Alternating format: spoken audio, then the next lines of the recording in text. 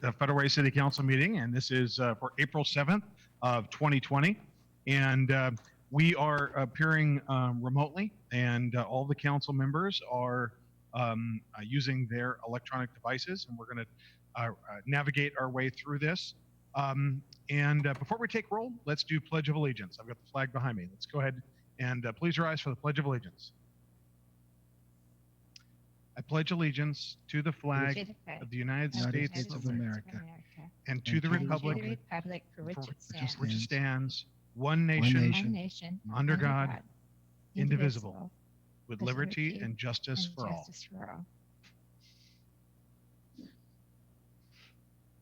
All right, welcome. It truly is a unique time in American history and certainly in federal history as well. So we're going to get through this. We're going to get through it together. Before we do that, speaking of together, I'll go ahead and count roll just so everybody knows that their council members have joined them. Council President Susan Honda. Here. Council Member Lydia Acepadawson. Here. Council Member Greg Baruso. Present, Mayor. Council Member Hong Tran. Here. Council Member Mark Kopeng. Here. Councilmember Martin Moore. Here. Councilmember Linda Kochmar. Here. All right, good to see you. Okay, now, excuse me. I'm in my conference room right next to my office. We've got the city clerk, and we've got a big screen in front of me, but I'll try to use the little screen, obviously right in front of me. And we also have Thomas, our IT soon-to-be director, if all goes well this evening. But we've got a good presentation for you for the public that is watching. We do have a mechanism for people to email comments. Is that right, Stephanie? Yeah. Okay. So far, we haven't received any, so we'll see how that goes. Okay, so Mayor's Emerging Issues and Report. I want to let everybody know that there had been a consistent level of advocacy on both the part of myself, Ray Gross, our King County councilperson, council member Pete Von Reichbauer, and quite a number of the cities in King County asking for updated numbers by zip code or essentially by city on what the COVID-19 numbers were in regard to positive tests and fatalities as well. I want to let everybody know that out of 808 tests as of Saturday,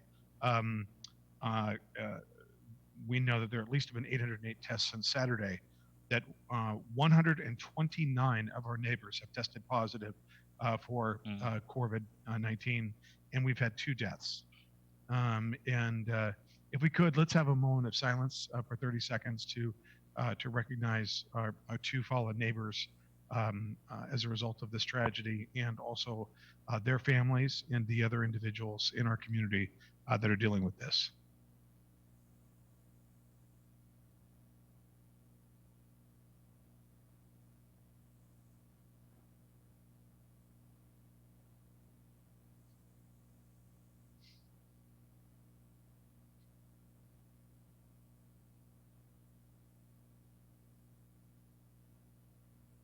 Okay. Well, our thoughts, our prayers are with our neighbors and our friends as they deal with this truly historic event. They've been talking a great deal about the historic nature of this, and it's been about 100 years in our nation's history that we've had to deal with a pandemic of this nature, not since the Spanish flu of 1918. So we're going to get through this, and we're going to get through it together. I do have Ray Gross. Are you present? Yes, I am, Mayor. Okay. I've got my own. Ray and I are both going to present, and I've got a PowerPoint. But before we go into mine, I would like our emergency manager, Ray Gross, to talk about an overview of emergency management. So, Ray Gross, the floor is yours. Yes, sir. Thank you.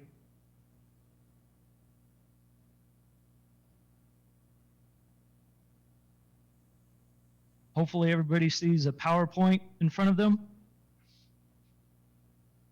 It'll just take a second.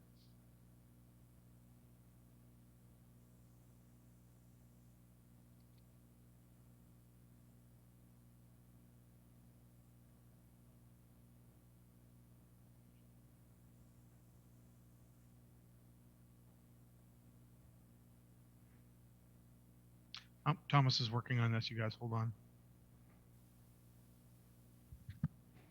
Hey, Ray, is your screen saying that it's sharing? It is not.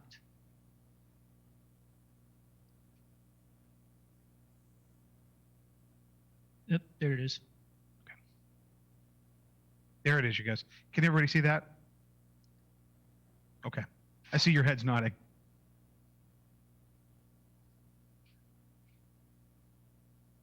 Just start show. There it is. Good evening, Mayor Farrell, Council President Anda, and council members, community. My name is Ray Gross. I'm going to go very quickly over some of the current status and emergency management functions dealing with the COVID-19. The COVID-19 virus definitely has proven to be more contagious than initially thought, and it's fairly lethal to the known vulnerable groups, which also includes those experiencing homelessness. One of the mayor's top priorities is keeping that known vulnerable population, particularly the homeless, as well as possible, providing financial support to the following social services: Multi-Service Center, Federal Way Senior Center, Day Center, and Reach Out. Sarah Bridgeford is the Human Services Manager that's keeping these various agencies engaged, as well as providing assistance and that sort of thing. Another of the top priorities for the mayor is our local businesses, with Tim Johnson, the Economic Development Manager. So we're highly engaged with the Greater Federal Way Chamber of Commerce, as well as plugging in local businesses to the Small Business Administration as far as financial loans and other financial recovery aspects. So emergency management is involved in all layers of government response to COVID-19. That includes the White House COVID-19 Task Force, which is typically a webinar phone call every Wednesday. We get a lot of inside information from that phone call.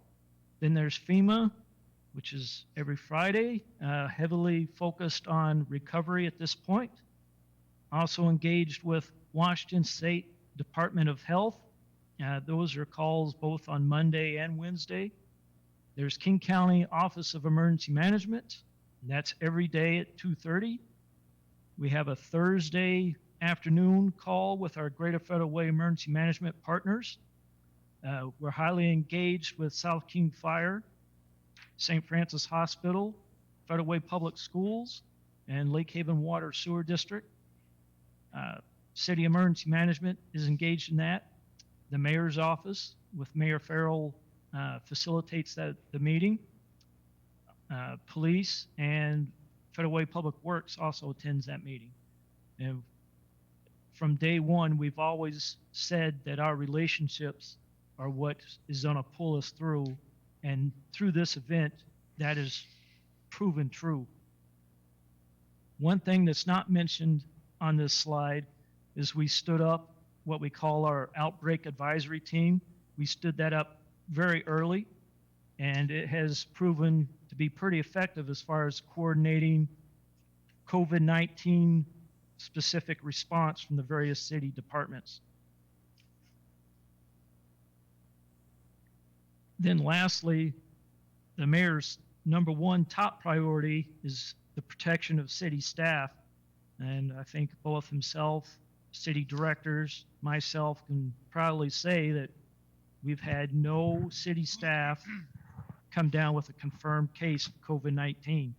So all the effort that the city directors IT and the mayor put into place, isolating various teams, doing a team A and team B shift, working from home. All those efforts are keeping our city staff safe, as well as ensuring that city essential functions are still continuing.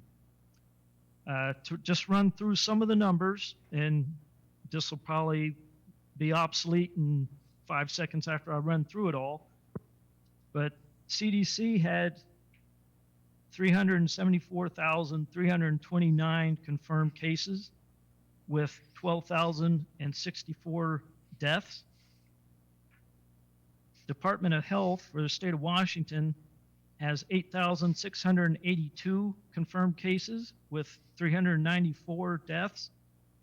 The projection is we already supposedly passed our peak deaths. That was on March 27th with 24 deaths.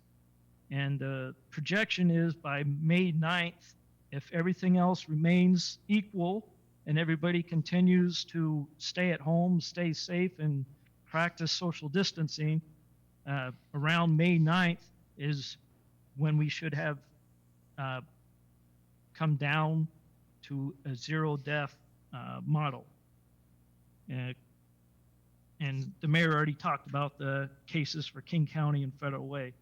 With that, Mayor, that concludes my part of the presentation. Thank you very much. And thank you, Ray. At this stage, why don't we get the PowerPoint, my PowerPoint up if we can.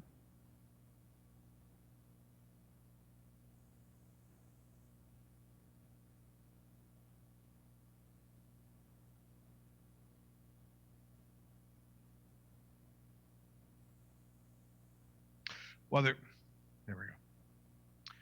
Okay. And Bill, I'll give you, we've got Bill in another room, and I'll have him turn the page when I give him direction. I do want to let everybody know that, normally we have department head meetings, what we call management team meetings, every Monday. Those have continued throughout this. And immediately following that meeting, every morning, let me just say that our management team meetings have been held virtually as well, to ensure that the management and the leadership of the city's administration does not become infected. And so that's a very important thing. So then when we finish those meetings, we go into the outbreak advisory team meetings, made up of essentially the management team plus several other key individuals. And that would be Sarah Bridgeford, who's our human services manager, and two deputy chiefs of police, the two deputy chiefs, Kyle Sumter and Deputy Chief Stephen Neal, and then also Desiree Winkler, the Deputy Public Works Director. So those meetings have been ongoing, and we've been having those for the past several weeks. So let's go ahead and work our way through this. What we first want to do is say a big thanks to the healthcare workers and our first responders in our community who are just doing a phenomenal job.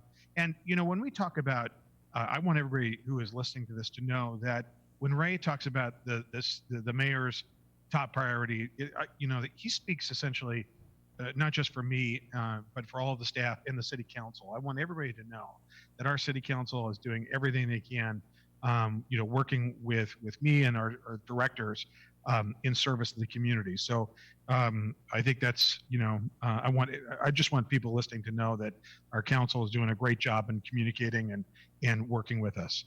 So healthcare workers and first responders, the staffs of our grocery stores. Can you imagine if we didn't have our grocery stores with dedicated people handling the food and other essential products and the other essential businesses that are ongoing right now? Community organizations and educators are doing great things out in our community, and our hardworking city staff. Okay, so I think it's critical that we go ahead and turn the page, Bill. It's important that we follow all public health directives to ensure a quick and speedy resolution of this from the virus. We also encourage residents to stay economically engaged as to retain and create jobs, and I'm going to talk about that a little bit more. There are really two pieces of this as I see it. And one is the humanitarian issue, and we're going to address that, and it's on the agenda for the council tonight. But there's also the business side of this, and it's something that myself and the council are very attuned to. I want people to know what we've been up to so far. So we mentioned at my State of the City on February 27th, actions that we had taken up to that moment. We held the first public community meeting to prepare residents on February 29th, and then that was followed on by a proclamation of emergency. I believe that was on March 9th. So citywide operations continue with employees alternating in person and working remotely. Anybody who can work remotely is doing so. And we're also working in shifts, as Ray had said. We're asking customers who need to come to the city to contact us electronically by email, electronic submittal, or by phone. And staff is available during normal business hours, 8 a.m. to 5 p.m. But the front doors of City Hall are closed. It was something I was hesitant to do, but it's just something that we absolutely have to do for the safety of our employees in the community. So the Community Center, Dumas Bay Center, and the Performing Arts and Event Center will remain closed through May 4th. PAC shows are canceled or being rescheduled. The City of Federal Way parks remain open during this time. Visitors are asked to respect social distancing while using the grounds. That's critical if we're going to keep the parks open. Otherwise, we'll have to close them. And picnic shelters, playgrounds, athletic fields, and sport clothes are closed. So it's just very important that that people respect those boundaries. These are things that we've done so far. I issued a proclamation of emergency aimed at freezing late fees put on renters by landlords. This will be in effect for the duration of the moratorium on residential evictions ordered by Governor Inslee on March 18th. However, this will need the council's ratification, and I believe that's on tonight's agenda.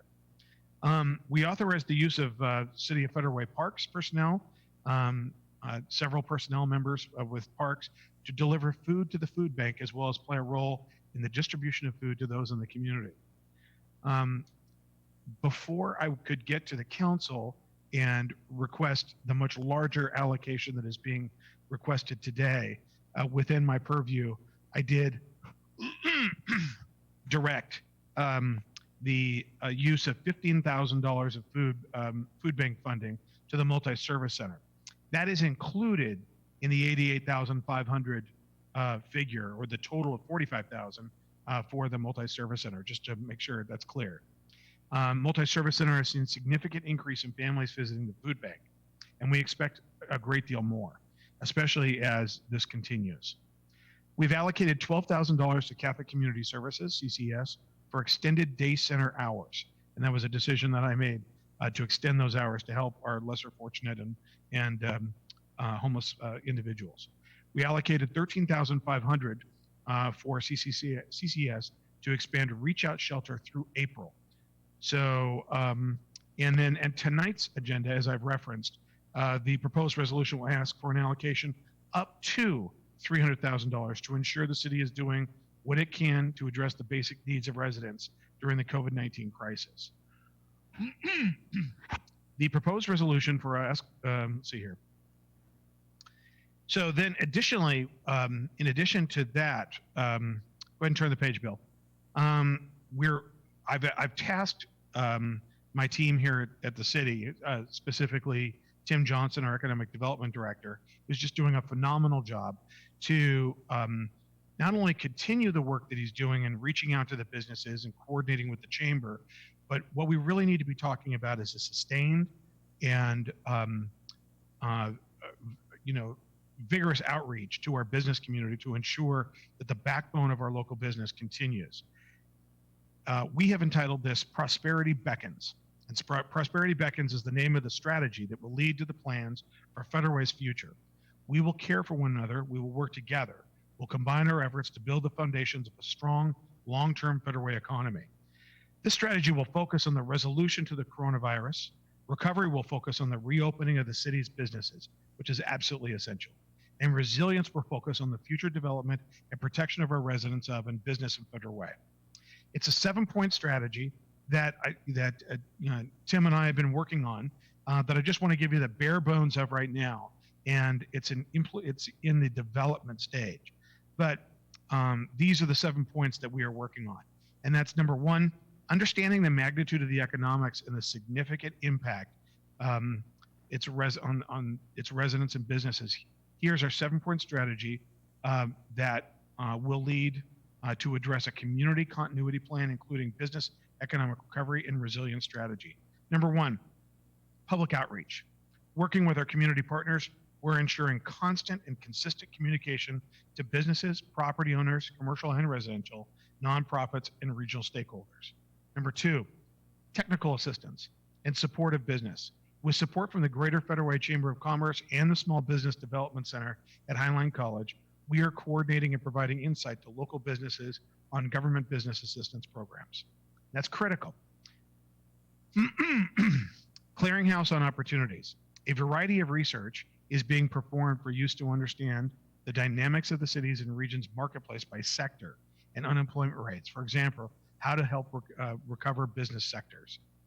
Number 4, legislative and regulatory affairs. Supporting the need of policymakers in identifying legislative and regulatory affairs opportunities to enhance community and economic resilience.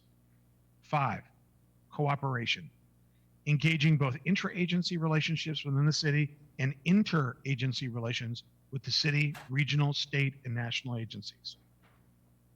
And I could just tell you, even today, I was on a conference call with the Sound Cities Association, South County mayors.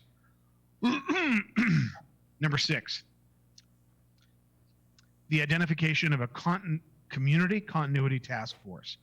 This will be the formulation of a task force comprised of community stakeholders and organizations to identify opportunities to ensure services to at-risk populations and assistance to the entities serving them, along with ensuring overall community mental health during and after the recovery. And number 7, a business resiliency task force. It will be the formulation of a task force in concert with the Greater Federal Way Chamber of Commerce, who we're in regular contact with, comprised of businesses and commercial property owners from different sectors, representing businesses, large and small, across ethnic and gender categories. So we are addressing the basic needs in residents during this process, and what we're really in the process of doing is helping to flatten the curve. We want to help our neighbors, support our local businesses, wash your hands, and please use social distancing. And stay well, my friends and my neighbors. Anybody who's been in my office has seen a couple of pictures of Winston Churchill, and Churchill once said, "An optimist sees the opportunity in every difficulty." And there are plenty of opportunities here, along with the difficulties, but we're going to get through this, and we're going to get through it together. So I'd like to thank Tim Johnson for his assistance in helping to craft that. A lot of work is to be done on this, but moving forward, we're going to be doing everything we can to support and help the small businesses and all of the businesses in our community. So that's that part. We had a Facebook Live meeting on February 20th, and I think we had a total of 1,800 or almost 1,900 people that participated in that. And I already gave the update on city facility closures. So right now, that's pursuant to the governor's order. City facilities are closed through March 4th. Okay, so that's my report. Now let's move on to council committee reports. Parks, Recreation, Human Services, and Public Safety Committee. That's, I believe, Councilmember Kochmar. Thank you, Mayor. I have no report. Our next meeting will be on April the 14th, but I do have a question. Fusion did ask for $10,000 to help them through this current time. I'm wondering if you've had a chance to look at that. I did see that shortly before this meeting, and Fusion is one of those great partners that, hopefully with this allocation, and we'll love, should the council approve this, that would be certainly something that would likely be met with my approval. I want to hear what all of the council has to say, but I'm favorably inclined to it, but we need to make sure we've got the resources to be able to do it, and we should following tonight's meeting.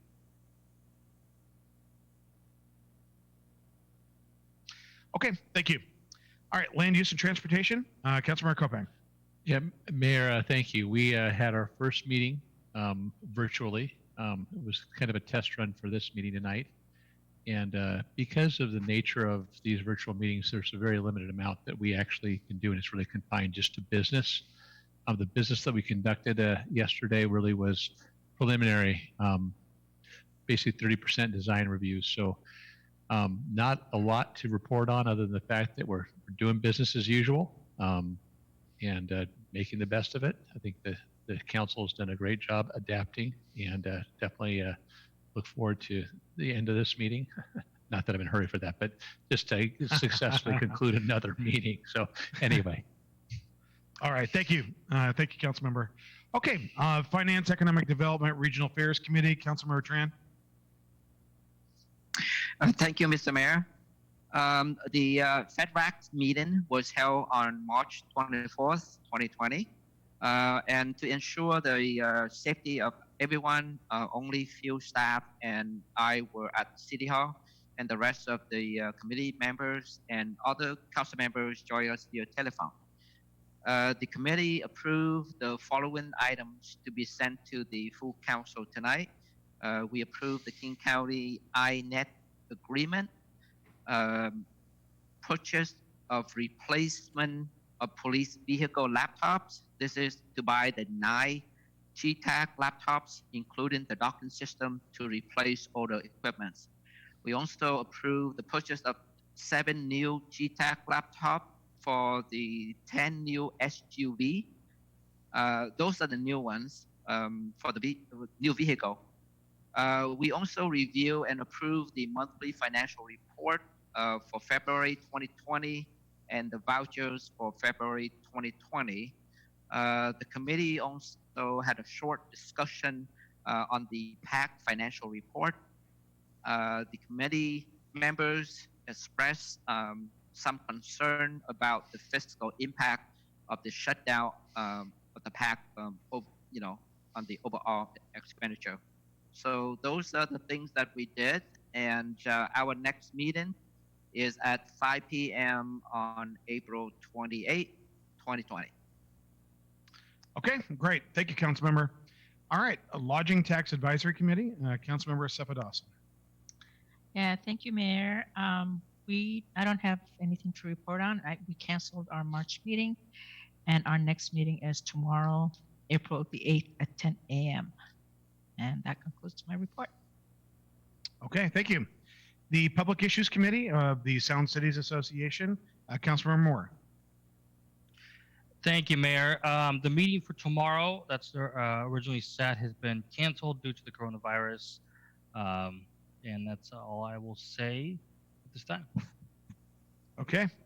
All right, Council President Honda. Thank you. I just want to let everyone know that when you watch what's going on in today's world, the council's role is different than the mayor's. And while you may not see us, we are working behind the scenes. And if we were to hold something public, like Facebook Live or something, we have to have at least a quorum of 4 people agreeing to it. I would prefer 7. And then we can't have a quorum unless we announce that we're having a quorum. So it's more complicated than it is just for the mayor to do something like Facebook Live. But we do have our Facebook page, and we continue to put information up there that is important for what's going on. And we encourage you to look at that daily. New information goes up daily. We cannot reply to that, but Jerry Lynn Clark does let us know what the messages are, and we can reply through her or have staff reply if it's something that we need some clarification on. I do want to let people know that the council is really pretty active. There are so many webinars and conference calls going on now. There's many every day. And the council is participating in those. Information comes really quickly on this. and it changes. It can change from morning to night. So we just have to be keep on top of it. I encourage you to get in touch with us either by calling us, emailing us, or using Facebook, because we want to know how you're doing and what we can do to help you. And the council committees, as you heard, are still meeting. They're all remote. And we do take public comment at council committees and also at this council meeting, but it has to be done by email and before the meeting starts. And I couldn't stop without saying thank you to staff for all of their support. They have been amazing, and I just amazing people to work with, and I thank them very much. Thank you. Well said, Susan. Thank you. Okay. Citizen comment. And do we have anything, Stephanie? No. Okay. I don't have anybody receiving. Okay. We did want to make sure that we got this out, the format that we were doing this. So we got this out in the Mirror online on Friday that we're doing this, and push it out on social media too. So if we get a comment during the meeting, would we be able to see it? It's going directly to an email that's being monitored. So yes, Could you say it again? it's going directly to the council email that's being monitored by Jerry Lynn in the other room. Okay, She'll great. let us know. Okay. So I want to say that because if we do get an email during the course of the meeting, we can always interrupt. And if somebody is, puts a public comment in, we can, want to be sensitive to that based on, we want to make sure we do our business. But the most important thing we do is give voice to the community. So if we get that. So I know the council feels the same way. Okay. So that's citizen comment at this stage. Let's go to consent agenda. These items have gone through the normal committee process, or as normal as it gets these days, and are on for individual consideration, or excuse me, group consideration. I'll then ask the council whether anybody wants to talk about a particular item. If you do, I think you've been told how to electronically raise your hand, as it were. Okay, I'll go ahead and read the items. They are item A, minutes for the March 17th, 2020 regular and special minutes. Item B, vouchers, February 2020. Item C, monthly financial report for January and February. Item D, King County INET agreement. E, purchase of replacement police vehicle laptops. Item F, purchase of new police vehicle laptops. And item G, purchase of new police radios. Council, is there anybody who would want to pull an item for separate consideration? Okay, hearing none. Councilperson Honda, do you have a motion? I move approval of items A through G on the consent agenda. Second. Okay, there's a motion and a second. And is there any discussion?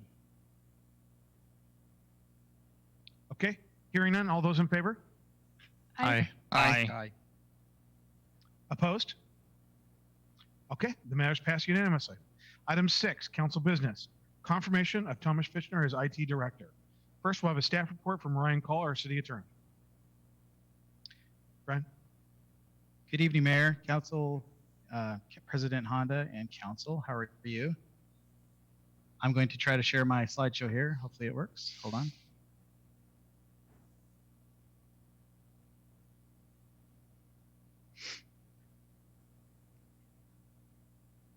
All right, is it up? Yes. Okay, so the policy question before council tonight is, should the city council confirm the appointment of Thomas Fickner as the IT director? As you know, we recently upgraded, as it were, the IT department to a full-fledged department of the city, and the mayor has appointed Thomas to be the IT director.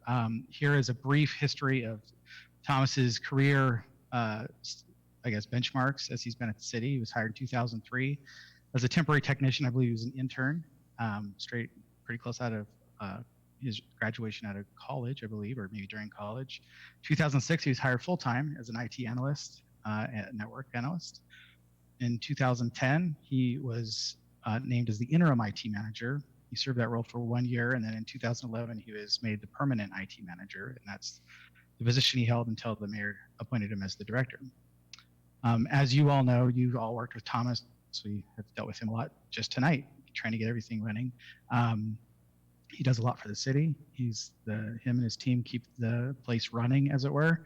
Here are some of the highlights. This had bullet points on my slide, and now they're not here, so that's technology for you. But some of the key points is, been instrumental in upgrading the city's network servers, applications, communication systems, and obtaining grants for the Safe City camera system. That's a lot of a lot is in those phrases. He has basically, him and his team have basically revamped all of our IT equipment since I started working here more than once. So, and then of course, you're all aware of the massive effort that it took to get the city up and running remotely and to be able to do these meetings remotely. The remote meeting part is just a very small part of what it took to get staff to be able to work off site. We all have remote access to our computer systems from home, those of us that can actually work from home. So a huge undertaking. Some things you might not know, Thomas is a local boy. He's a Washington native. He graduated from Thomas Jefferson High School. Graduated from DeVry University with a bachelor's degree in network and communications management. And he's been with the city. He's worked his way literally from the bottom. He was an intern at one point, and now he is the director of the IT department. Some interesting bits about his personal life. He is an automobile enthusiast. If you've ever talked to him personally, you'll probably at some point find out that he's really into cars. He likes to race them at the track, and he has traveled, as you see, to Germany to experience the Nürburgring. So he is a car guy. So that is my brief presentation. We all know Thomas. If you have any questions, I'd be happy to answer them. I think we talk a lot about needs in the city and things that are going on, and we've been talking a lot about just different things. But I tell you, I think this entire episode of history just shows how important and pivotal technology is. And could you imagine the position we would be in if we did not have Thomas, helping us, making sure that we all had the pads and So this is, I make a lot of decisions every week, and I have to tell you that this is one of the easiest decisions I've made since I became mayor. So with that, is there any discussion or any questions anybody has? Oh, I do, but I didn't raise my hand. Oh, go ahead, Council President Honda. Thank you. I think this is truly one of your best decisions. I agree with you. And I appreciate everything Thomas does. He works really hard for us. And it is a great honor. Should I do the motion now? Yeah, go ahead, please. I move to confirm the appointment of Thomas Fitchner as IT Department Director. Second. Second. All right. Okay. There's been a motion and multiple seconds, and then Councilmember Moore, I believe, Thank raised you. his hand. Councilmember Moore? Yes, thank you so much, Mr. Mayor and Council President Honda, for your comment. I couldn't agree more. I'm proud to be supporting and voting for a new director. I've watched him over the years, and I'll tell you, he knows how to truly stay calm in stress situations. So I think he's truly ready for this, and I appreciated learning the new things about him, such as being a TJ, a high school grad. That's pretty cool. So glad that we're fostering our very own residents here that have grown up. Early congratulations before a vote, but I think I know how it's going to happen. But congrats. Okay, anybody else? Okay, there's been a motion and multiple seconds. All those in favor of the confirmation of Thomas Fitchner as our IT director? Aye. Aye. Aye. Opposed? It's unanimous, brother. Congratulations. Congratulations. Yay. Okay, now, yeah, you've earned it. You've earned it, Thomas. Item B, resolution, supporting Governor Inslee's ban on residential evictions and ratifying the mayor's proclamation on emergency 20-202 establishing a temporary moratorium on residential tenant late fees. Staff report from Sarah Bridgeford. Sarah?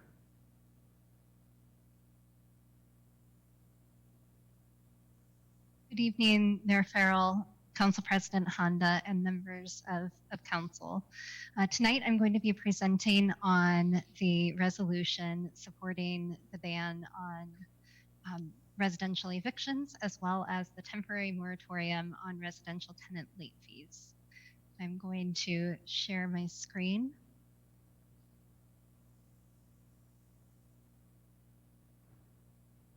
Hey, you did it. Success. That was an easy success ticket, I hope. So the policy question before you this evening is, should City Council adopt the proposed resolution? The COVID-19 presents a threat to life, health, and the economy. Emergencies have been declared at the state, city, and national levels. Additionally, in March, the King County Sheriff's Office issued a notice to temporarily suspend enforcement and execution of court-related evictions. This was then followed by Governor Inslee's order of a moratorium on evictions, and then by Mayor Farrell's proclamation of emergency with a moratorium on residential tenant late fees. Due to the necessary stay-at-home order, many residents have had reductions in hours or loss of income altogether, while at the same time, it is essential that they stay housed so that they can comply with the stay-at-home order and reduce the spread of COVID-19. And this is the reason that Governor Inslee issued the eviction moratorium. However, rent and late fees continue to accrue, with late fees further contributing to the past due amounts that tenants could owe, making it harder for them to catch up and stay housed. Reducing or removing late fees and resulting in fewer evictions will allow renters the time necessary to access things such as stimulus payments, social services, or other financial resources that will assist renters in catching up and not, again, facing evictions.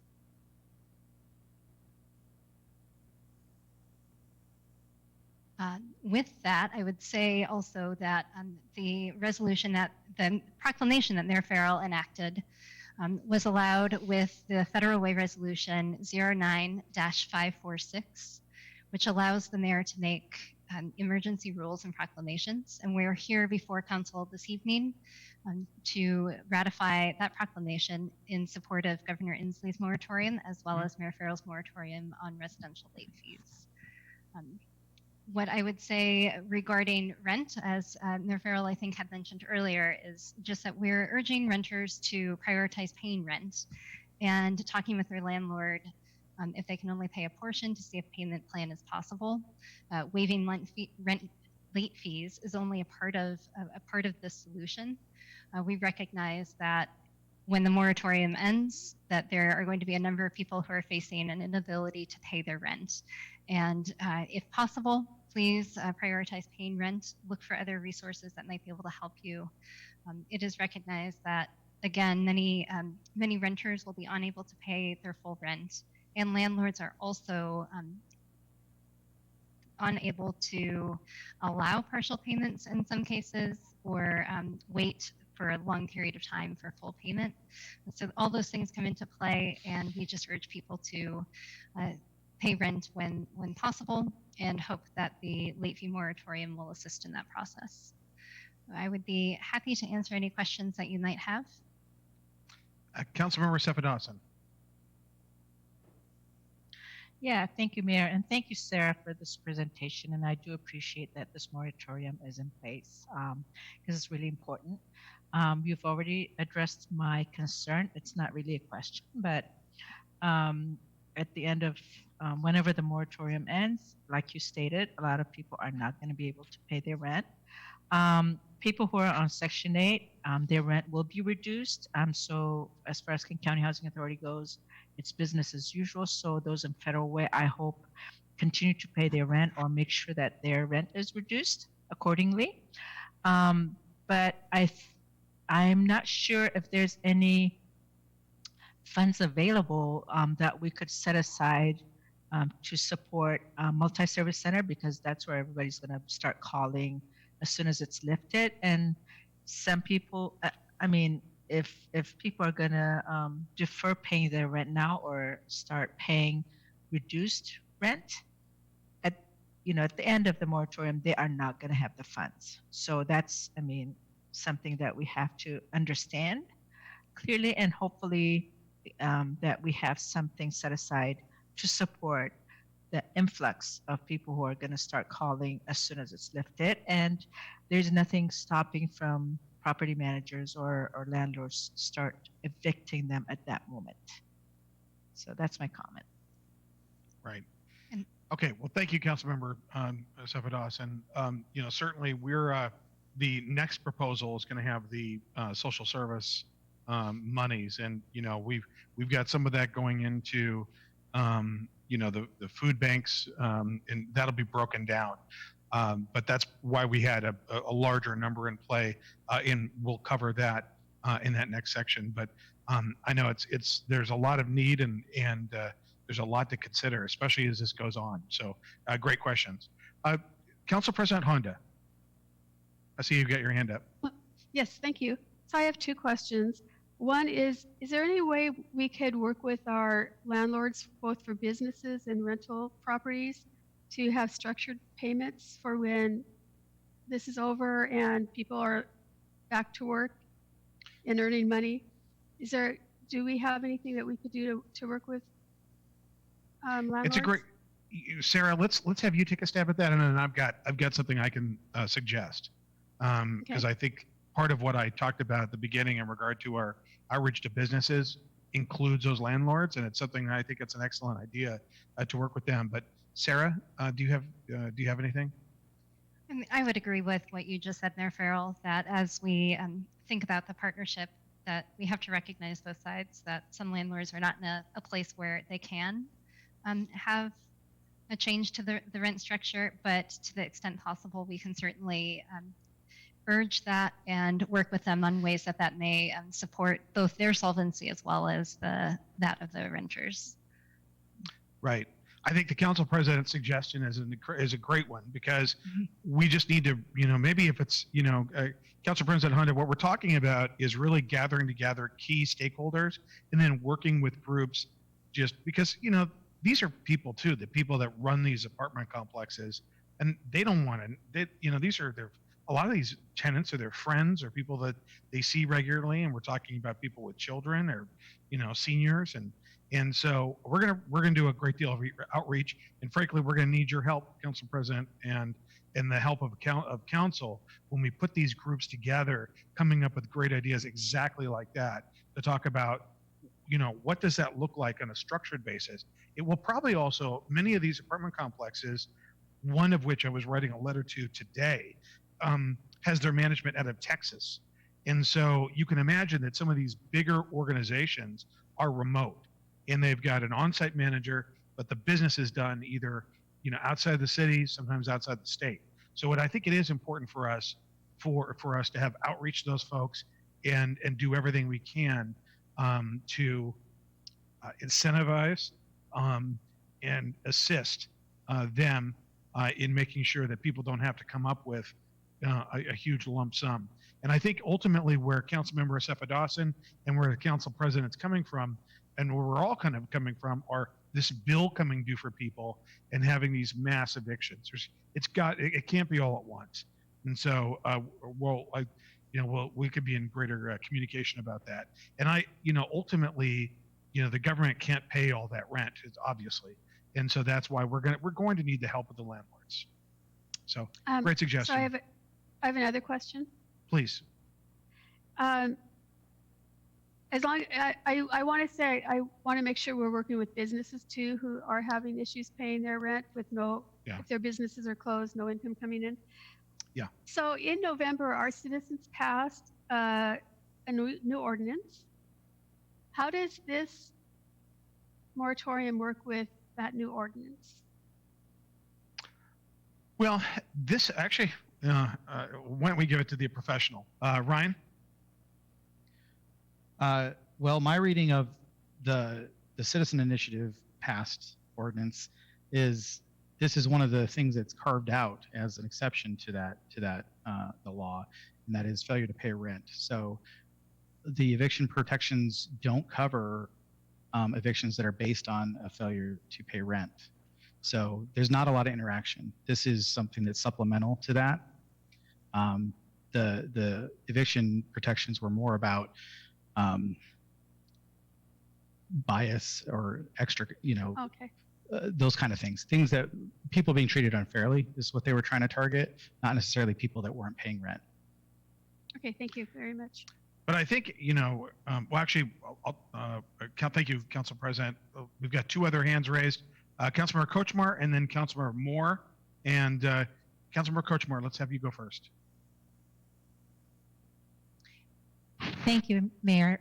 I'd like to remind our citizens, and thank you, President Honda, for talking about the landlords. It's not just large apartment complex owners, it's also the mom and pop folks that have the rental housing. And it's just as difficult for them as it is for the renter to make sure that that house payment gets paid on time.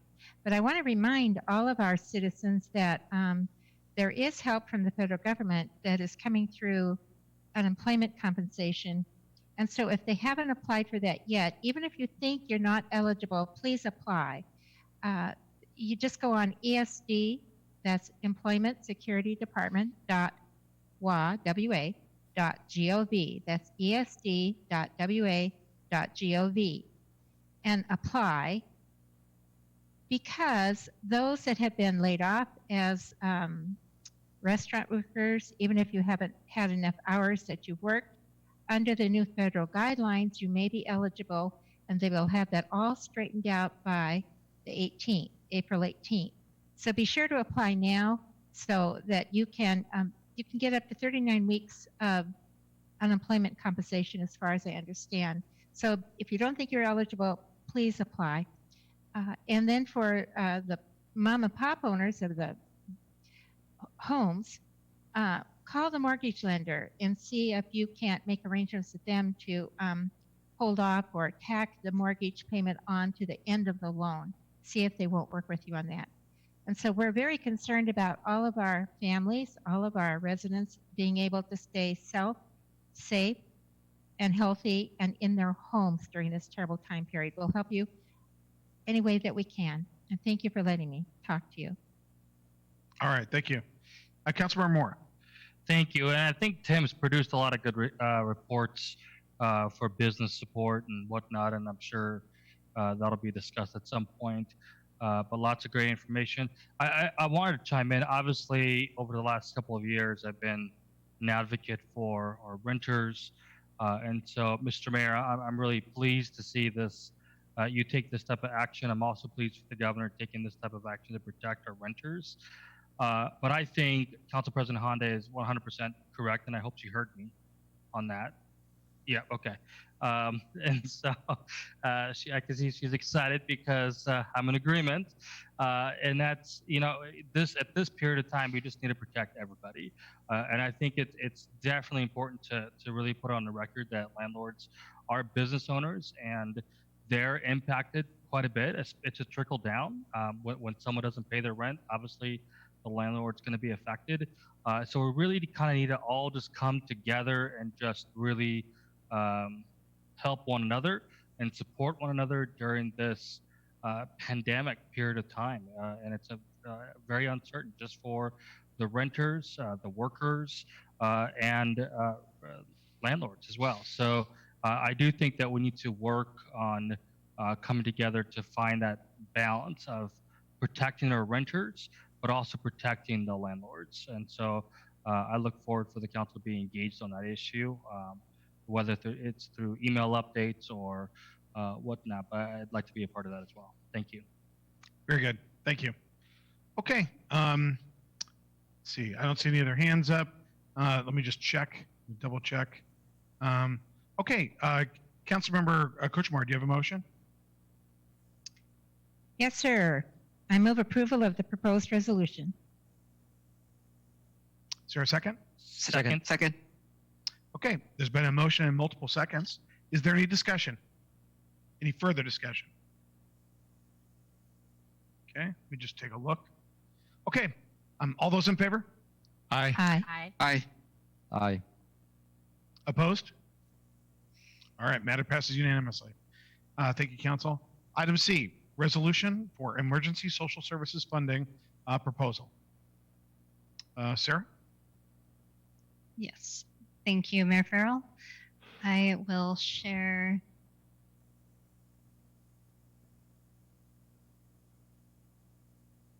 this PowerPoint. Mayor Farrell, Council President Honda, and members of the Council, I am presenting a second resolution this evening, which will authorize up to $300,000 for emergency social services funding, including the immediate use of $88,500. So I just comment that thinking about and responding to COVID-19 is incredibly personal and causes anxiety for all of us, at least most of us anyway. The pandemic has largely become what our lives revolve around, what keeps us up at night, and what causes us personal and professional stress. That certainly is true for all of us and all residents as well.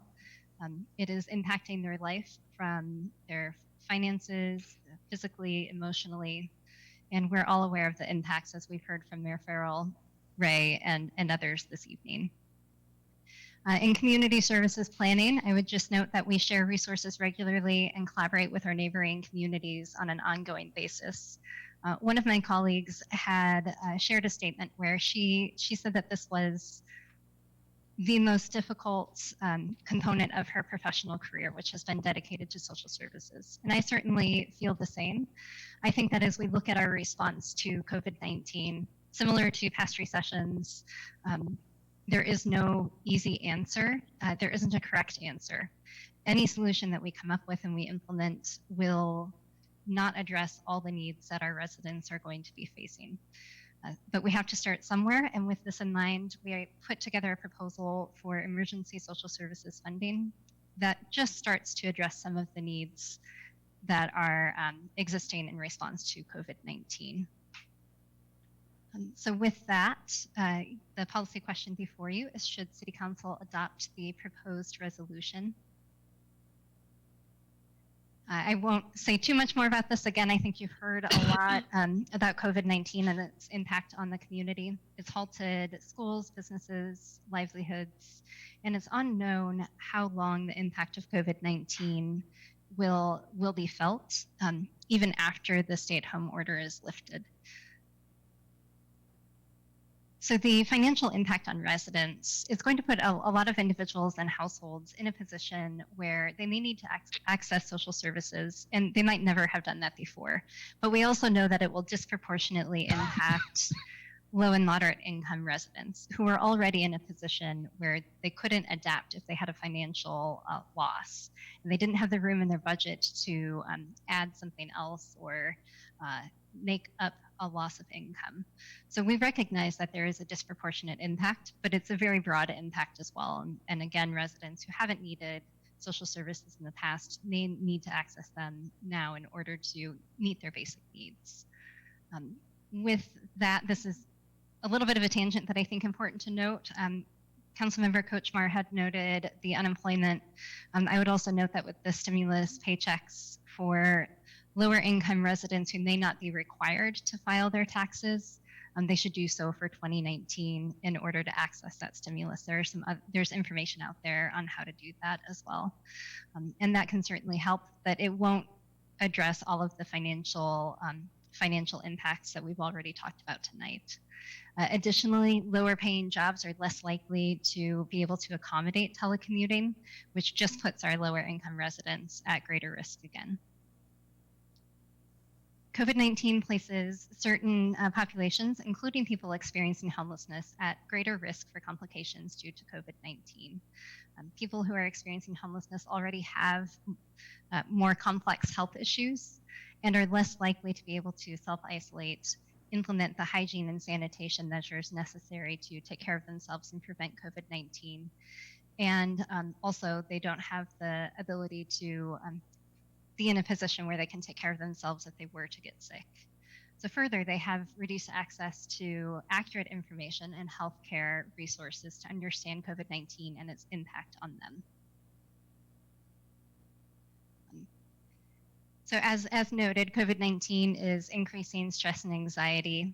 It includes worries over health, job, and income security, and more. With the measures that are implemented to reduce the spread of COVID-19, this is further amplified by the stay-at-home order and the lack of their regular social support. So we are seeing more calls to crisis lines and other services. While we don't have a proposal for immediate funding for something relating to mental health, we are working with our partners and just kind of tracking services and making sure that there's capacity. And we're gathering some resources that we'll put up now that the order has been extended so that crisis lines and other services are accessible. Because of the broad-reaching effects of COVID-19, $300,000 is being requested from the general fund, specifically from the 2019 excess fund balance. The funding source was identified by the finance director, and the focus of the funding would be on the immediate crisis and shorter-term responses rather than that longer-term recovery or restarting after COVID-19. That's not to say that we shouldn't be planning for that longer-term response, but we do have this initial crisis to get through and try to support residents as much as we can. And there are so many unknowns in this situation that even understanding what that long-term plan can or should look like is a changing target at this point. So the initial recommendation is that the funds focus on food, housing, homeless services, and mental health in order to help people meet their basic needs and maintain their independence, resilience, and strength in coping with COVID-19. As the $300,000 was not included in the approved budget, and the city anticipates having revenue shortfalls and higher expenditures due to COVID-19, any allocation, including this one, will preclude the city from using these funds for other items. So we just want to make sure that council is aware of that and reminded that there is a budget implication here. To the extent possible and allowable per regulations, staff will access CDBG funds for reimbursement. We've included language to this effect in the resolution. One of the waivers that's coming with the additional CDBG allocation is the allowance of cities and other jurisdictions to reimburse for some costs that have been incurred, provided that those that there had been statements that that was our intent. We don't know everything we don't know all of the details of that, so we're including the language in hopes that as we get more information about those CDBG funds, we'll be able to access them for some of these programs if it's a good fit. I would note that food banks are really difficult to fund with CDBG, so unless we have an additional regulatory relief on income verification, that is one segment of this funding that I would not immediately anticipate being reimbursed by CDBG. Mayor Farrell covered a lot of the initial allocations, so I won't go into too much detail. I will just comment that all of the projects in this initial allocation are addressing expanded services and increased access of the services. So in the case of both of our food banks, they have seen increased numbers of people coming in for those services. The Federal Way Senior Center had temporarily closed. They are reopened, and this will allow them to continue that service and address the expanded need. The Multi-Service Center has since mid-March, I think it was March 11th, they have seen a total of 242 new families access the food bank in just under 1 month. So these services are critical in getting additional capacity as we talk about residents who maybe haven't needed that support or now need additional support, and they're accessing services like the food bank. So these funds are critical in making sure that our nonprofit partners can expand their service. Additionally, with Catholic Community Services, the Day Center, as Mayor Farrell indicated, has extended their hours, and adding the additional funds this evening would allow them to do so for a longer period, given the stay-at-home order has been extended. And the same is true with Reach Out. Reach Out typically closes at the end of March, and with these funds, they're able to stay open through the crisis, which is the recommendation of public health. And then the balance of the funds. So this is, we're not recommending an immediate allocation of the 300,000, just that initial 88,500. And part of that is because the funds are being requested to respond to needs when they come up into the adaptive. And so as new funding sources are regularly becoming available through the state, other foundations like the Seattle Foundation, United Way, we want to make sure that we are filling unfunded gaps, or if those resources are not enough, that we're able to support them and make sure that our residents have access to critical services. So we're looking for ways that we can address gaps in services that are existing and making sure that we have added service capacity that residents can access. Our hope is that we will have time to come to City Council with future allocations for your consideration, but also that if needed, that the mayor has the flexibility to use his authority, up to his authority, in allocating funds to address urgent needs that may come up within the 4 identified priority areas. So just as a reminder, we will have some ongoing conversations about how to support residents in the recovery or the restarting after the pandemic. This funding, again, doesn't address that. We'll have some other opportunities with CDBG and hopefully some other funding sources to do that. And we'll come to council with those plans as well. Okay. With that, actually, Sarah, can you please briefly talk about the most recent allocation we've received in regard to CDBG? My understanding is we received $432,000 in CDBG updated funding. That is correct, yes. And right now we're still waiting on guidance from HUD and how to plan. There are a lot of details. I won't go into all of the details, but it makes it difficult for us to move those funds in this exact moment. We're hoping that we have guidance soon so that we can get those plans together and make sure that it gets to council and out in the community as quickly as possible. Okay. Okay. Thank you, Sarah. And now, Ade, are you? I'd like to get Ade on here to talk about the funding. What's that? I know. Before we go to hands raised, I'd like Ade to address the financial piece of this. Ade, can you hear me? Yes, I can hear you. Okay. Can you briefly walk through, where we're at right now? You and I have spent a great deal of time talking about the financial impact of the anticipated loss of revenue, where we're at right there, and our ability to absorb this allocation, and just in the immediate short term with the 88,000. Thank you, Mayor. I think the way the city is now, and I've spoken with, 7 of my colleagues right here in Washington State and 5 out of state, we are in a very unusually good position. First, the city, and I compliment the mayor and the council when we set up the reserve policy. We have a $1 million dedicated exclusively for revenue shortfall. It's unlike other reserve funds. It's dedicated exclusively for revenue shortfall.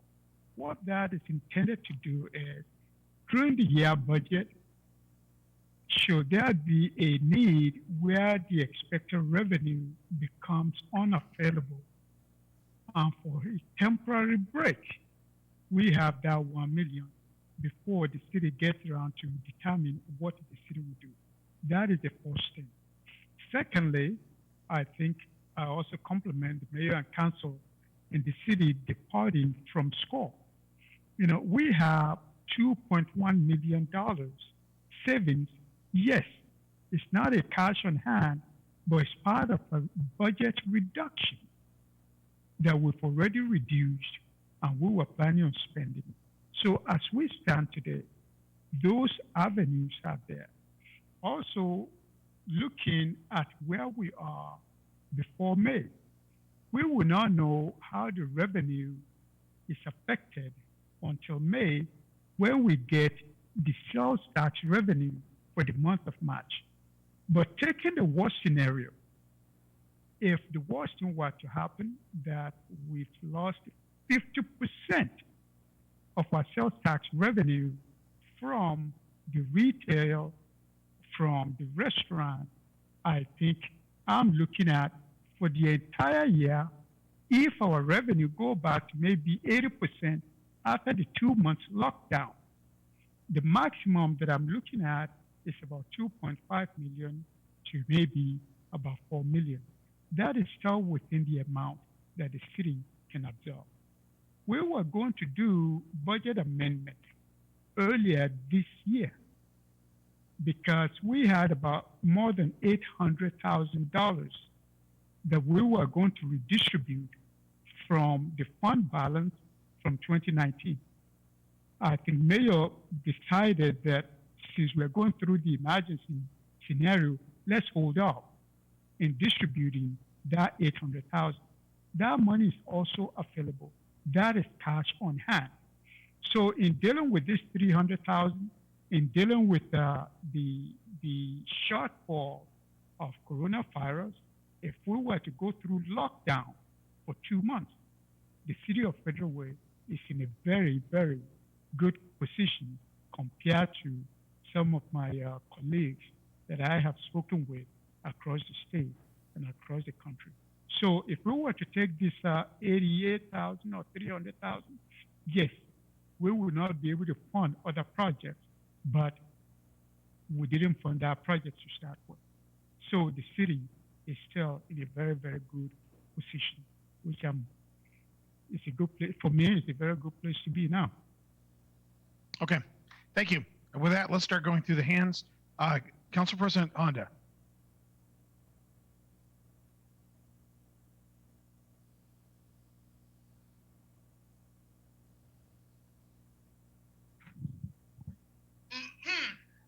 Can you hear me now? Yeah, now we can. Okay, thank you. Before I get started on my questions, Robin Grady from Fusion sent me an email out. She sent this email to everyone today, this afternoon, about 3:30, but she sent me an email after that saying that she had submitted this for public comment. So do you want it to be read, or how are we going to do that? Let's do all of the council questions first, and then once we get it over to Stephanie, has Jerry Lynn sent it to Stephanie? I can send it to her to do that. Okay, yeah, let's get it to Stephanie, and we'll have Stephanie read it. So we'll definitely have it read. Okay, she is asking for $10,000. Yeah. $10,000 to help Fusion, and she has a reason, so I'll send that over. Okay, so my questions are, when this first started and the libraries, King County Libraries closed down, I sent an email asking if the day center could be open up until like 9 o'clock at night. And I'm glad it's open until 6, which is 3 hours longer than normal. Is it possible to keep it open later than 6?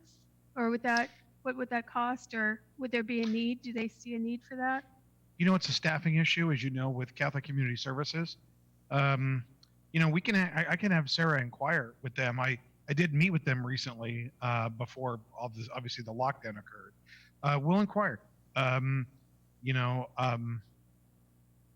We'll ask. Well, and the reason I asked till 9 is that I know that the homeless folks use the library for last minute things at night, using the bathroom and things like that. So that's why I had requested till 9.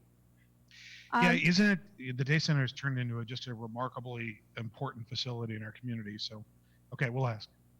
And then I had one more question, and it's just to clarify something. The last statement that Sarah said was, when time permits, or if the request is over $20,000, that the mayor will come to the council. So if there wasn't time and the request is over 20,000, then this would allow you to spend it without coming to council? Is that what that line says? May I clarify that? I'm Yes, sorry, please. that is not the case. Over 20,000, he would still, and the resolution does not say anything about over 20,000. Over 20,000, we have to come to council. So that will still be the case. Yeah. Okay, so anything over 20,000 comes to council. That's Right. correct. Okay, thank you very much. Okay. Okay. Thank you, Councilmember Kochmar, and then Councilmember Sefadawson. Linda. Thank you. I'm trying to understand. So we had 300,000 that was given to us by the federal government under the CDBG. No, Or, we've actually. So we've got actually. What happened was the federal government has given us a new allocation of $432,000. Now, of that 432, it's not clear how much of that we can we can use for the purposes that we've talked about. In fact, actually, Sarah was going through that food banks, because it was something that we were doing before. There could be some guidelines about that. I wanted you to know that where we can get reimbursements for monies expended under this allocation, we'll get them. It's a separate pot of money that is an emergency grant to us. But the $300,000, up to $300,000, is what we're seeking in authority to spend for these humanitarian purposes. And in the okay. immediate short term, just the $88,500 that we have a plan for. So the 432 is an addition, and that is something that we're going to get some guidelines from HUD Yeah, that's regarding. right. Yep. Okay. All right. Well, thank you. I just needed to have that.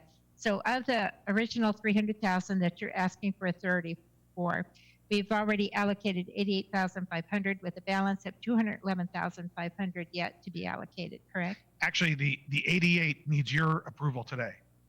Right. And so of Yeah. the 211,500, that might be the money where we could find the money for fusion, Correct. the Yeah, balance. I mean, Okay. if, Thank if you. you guys approve this, I just want to let you know, if you guys approve this, and I want to hear what Robin has to say, and I need to read the email more closely, I likely would approve that. So that's the kind of thing that I would have the ability to have a funding source to do things exactly like that. Okay. Thank you. Thank you. Councilmember Sefadawson. Yeah, thank you, Mayor. So I think that's kind of a follow-up to Councilmember Kochmar's question. So the $300,000 has not been allocated yet, correct? That's right. Or so I think I just want to go ahead and advocate again for assigning a bulk of it towards rental assistance, and or maybe even helping landlords and or property owners, because I mean, clearly we're going to need that kind of assistance. So just wanted to go back to that and say, let's help those that we know we have not done in the past and have not had that level of need. And so I just wanted to advocate for those services. Absolutely. Yeah, eviction prevention as well as landlord support. Thank you. Okay. Okay, Councilmember Martin Moore, and then Hong Tran. Yeah, thank you to my colleague, Councilor Lydia Sefadawson. I appreciate it. And I do believe that, and Mr. Mayor, I hope that you hear us on this, but on this recommendation that we should provide some, allocate out of that fund some assistance for landlords and renters. I think that's a great idea from Councilor Sefadawson. And I hope, Mr. Mayor, that you'll take that seriously and provide that, because this is, as everybody says, this is unprecedented times in our lives, and so I think that could be a journey towards the quest of supporting landlords and renters, and of course the other requests. In addition to that comment, I would also support Robin O'Grady's request for $10,000 into Fusion as well. So Okay. I'll end my comment. Thank you. Okay. Councilmember Tran. Thank you, Mayor, and thank you, Sarah, for your presentation. I just want to, remind the public that, my office here in Federal Way is still open, and we're ready to help. For those who needed our service, please know that we try to do our best to process your application as soon as we can. Every year, this office authorized about $25 million in both basic food and cash. That money go right back into the community. So, if you need help, please reach out to us. You can go to DSHS website, dshs.wa.gov, and from there you can apply for basic food, cash, and some other program. So I would encourage people to apply and let us determine your eligibility. Thank you. Thank you, Council Member. Council President Honda, did you have another question?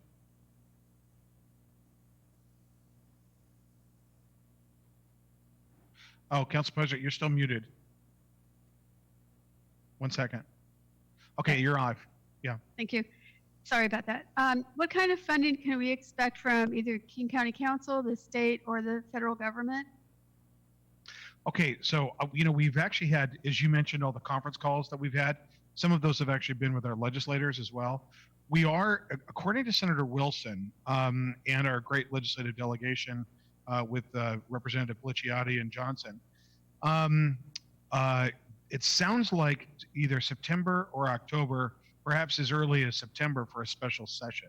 So that's good. Any kind of state legislative help is a little ways away. Federal funding, obviously we've got the SBA assistance.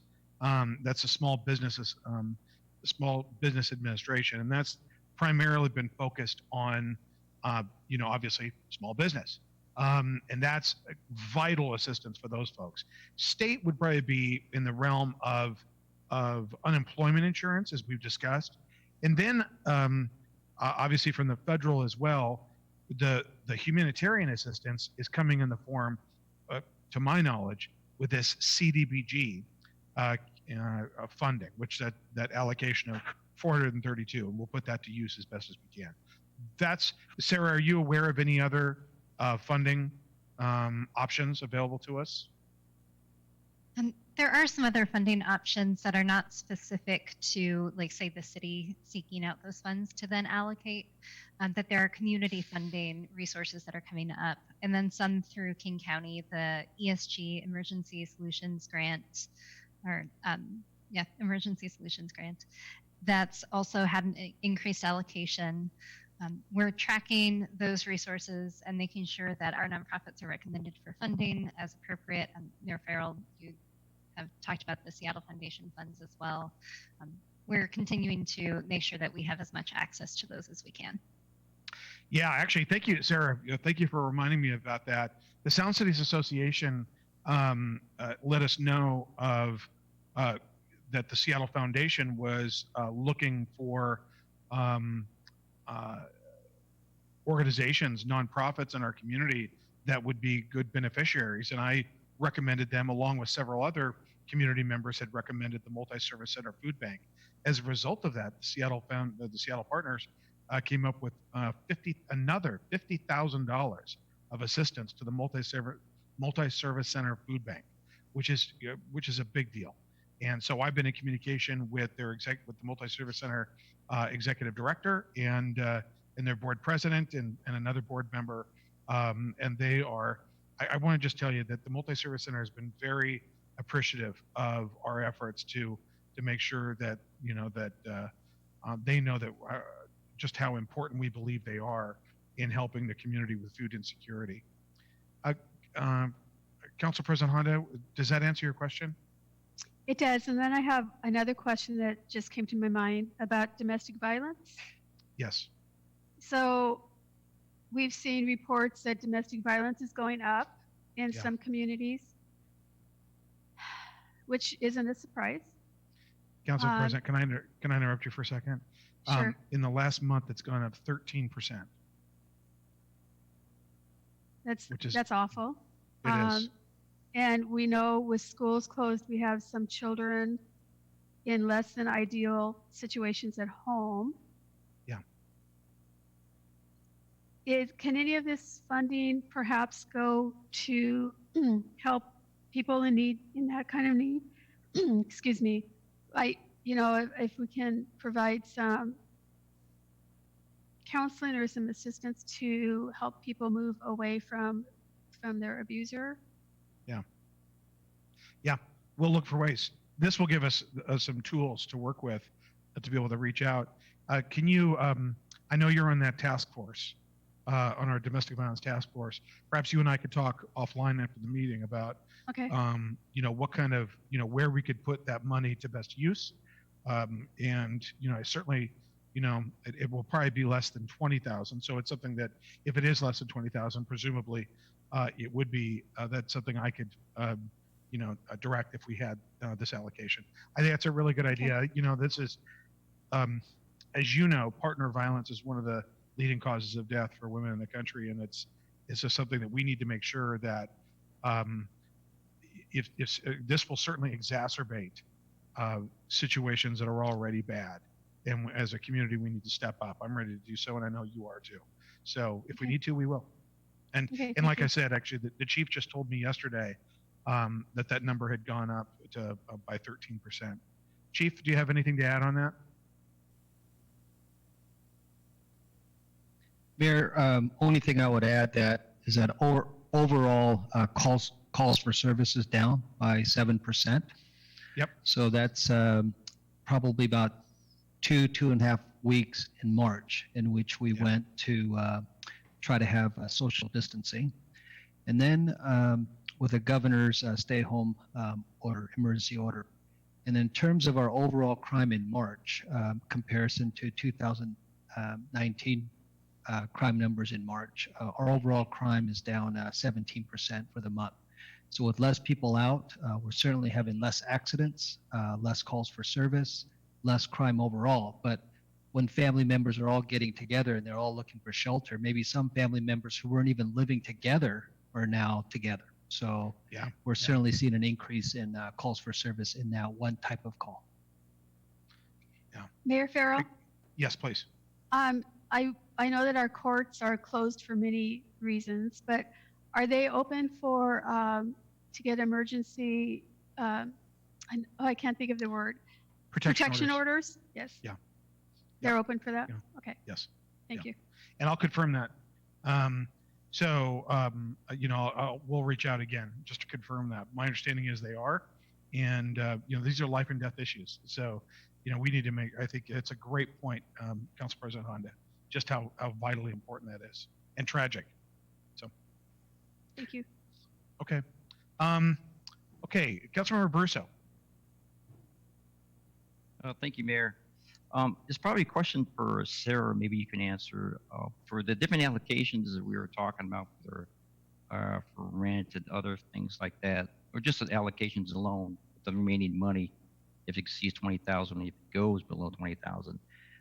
Are there any established, or will there be established metrics for those allocations? For rent assistance? For any allocation that comes as requested. Well, anything in excess of 20, I'll need to come to the council. And frankly, any allocation that I do for any purpose, as you know, I immediately let you guys know, and I'll send it out to you, and we'll let our partners at the Mirror and on social media know as well. But I think what you're getting at is that we need to be really careful with the money that we have here. We're as Aday has mentioned. We could be anywhere from 2.5 million down to 4, maybe more million, that is. And so we need to be very, very. Mayor, you're breaking up. Am I? Okay. So we just need to be very careful, how we handle our monies. And I think, Councilor Abruzzo, I think what you're saying is we can't just throw money at it indiscriminately. We need to have some metrics. And is that what you're saying? Yes. Yeah. Yes. Okay. And Thank you. Sarah, how would can you maybe help Councilmember Russo answer that question with regard to how we would go about assessing need and the degree to which we would assist? As far as an evaluation, My recommendation is that we look at where there are unfunded gaps and increased need, which is what we've done so far in making these initial recommendations. Seeing a 25% or more increase at food banks, knowing that the public health recommendation is to keep homeless services going and extend hours for access. We've really been focusing on those. There are some clear metrics that come with those contracts then as providers are tracking increased access at the food banks, how many families, how many visits.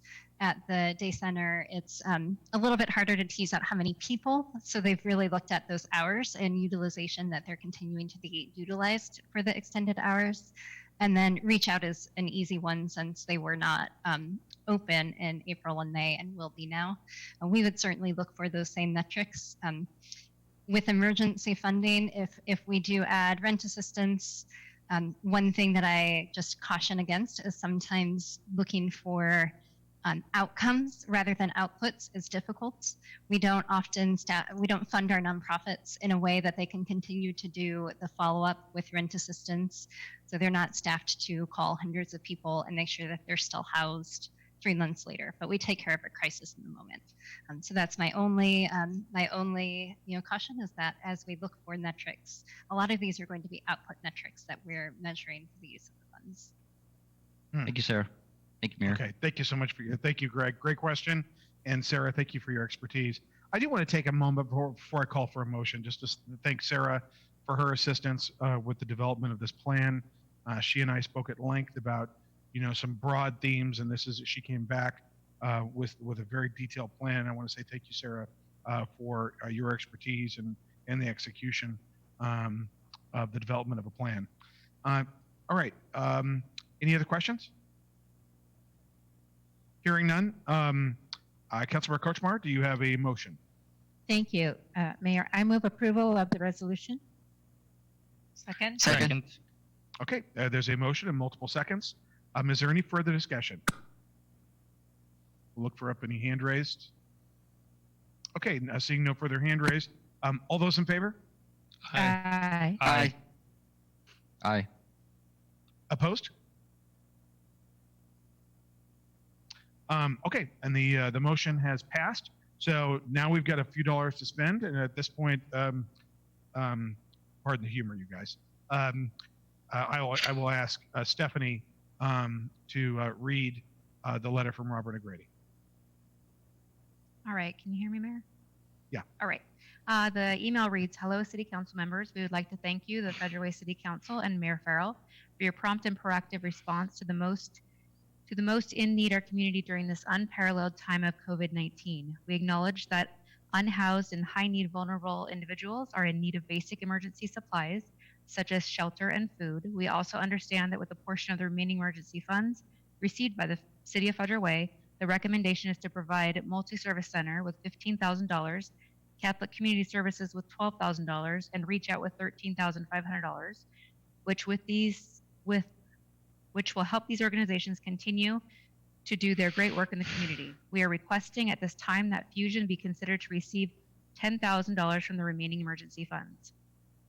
Fusion has grave concerns on behalf of our vulnerable families currently, with the exception of only a few of our 20 Fusion families, 70 individuals, primarily children. Our families are now laid off or permanently separated completely from employment and are unable to pay their required monthly program fees to Fusion. These are critical program fees to help contribute to the provision of the family stability planning and supportive services and partial utilities for our 20 housing units. In addition to the significant deficit, our Fusion Decor Boutique, which also provides critical funds for services, utilities, and maintenance for our housing units, has been closed since March 17th and will continue to be closed as required by our state governor at least until May 4th and potentially longer. Fusion has made significant impact in the Federal Way community for families, serving hundreds of families over the years to escape homelessness, poverty, addiction, mental health disorders, and domestic violence. All of our Fusion families are at or below the 30% median income of the poverty level and have very low to no income presently. The $10,000 in funds we are requesting from the City of Federal Way will help provide direct services to our Fusion families and cover partial costs of utilities. We thank you for your consideration of our request. Robin O'Grady, Fusion Executive Director. Okay. Council, upon reading this letter, and I think I've been hearing broad support for this, let me just ask Ryan right now in regard to a matter of parliamentary procedure. Hold on, you guys. Ryan, would it be possible to seek a motion for approval of this $10,000 to add to the 88? I know we just approved the 88,500 at this stage. Council, I'm throwing out, well, let's hear from Ryan first, and then I'd like to hear from the council whether you'd like to consider this or get more information on this. Ryan? No, Mayor, it's not in order to try to amend the motion after it's been made. We could do another action, but we need to amend the agenda to add it. It's probably, you can tell them what your intents are and spend at your limit and come back, but I don't think that there's an easy way to add it to this agenda without actually amending the agenda. Okay. Council, any thoughts? Mayor? I've got Council President Honda, and then Council Member Kuchmar. She can go first since she talked first. Okay, Councilor Kuchmar. Oh, well, it would appear to me that you have the ability to spend up to $20,000 at your own. That's right. You don't have to come back to council, correct? You can just let us know Right. after the fact. That's right. That's right. I thought that's where all, I just wanted to inquire briefly if it was possible. If you would like me to add it to the agenda and then move the motion to approve the 10,000, I'd be happy to do that. Ryan, is that appropriate? Yes, we can do that in a regular meeting. Okay, let's hear what everybody else has to say. Thank you, Councilmember Kuchmar. I'll come back to you perhaps. All right, Council President Honda. I certainly support this. I think Fusion is keeping people housed, which is very, very important, and especially the fact that they have families and our schools are out of session now. Well, they're still in school, but not in the buildings, until September, hopefully they'll be back. Yeah. I think this is really important to support this. I agree. Okay, and Councilmember Baruso, and then we're going to hear from Sarah. Councilmember Baruso? My only question, Mayor, I support this, but I want to make sure that is the $10,000 going to be enough for Robin? Is that what she thought of, or has she thought of a bigger number at all? Well, I think that's what she's asking for right now, and we're certainly going to reach out to her immediately following this meeting, or perhaps first thing tomorrow morning, to let her know that if this does pass, that her request would be granted. But if they have further requests, and then we could certainly entertain those at a later time. But the request is for 10. All right, thank you, Mayor. All right, thank you, Sarah Britchard. Yes, thank you, Mayor Farrell. Having just heard the request as it was read, I would just note I would ask for additional information. I fully support Fusion. It sounds a little bit like an operating grant, and that would be something that I would want a little more information for.